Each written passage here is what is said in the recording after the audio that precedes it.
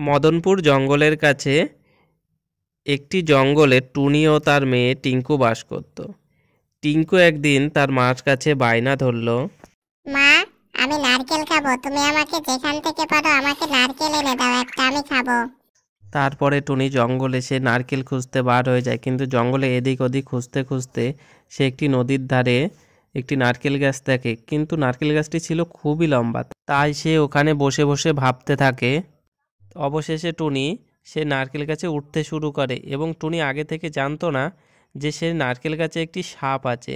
তাই টুনি যেই উঠলো নারকেল গাছে নারকেল পাড়তে, তখনই সেই সাপটি তাকে কামড় দিল এবং সাথে সাথে সে মাটিতে পড়ে মারা গেল। টিঙ্কুর মা দেরি হচ্ছে বলে টিঙ্কু ভাবলো, যাই আমি একটু দেখে আসি জঙ্গলে মা কোথায় আছে।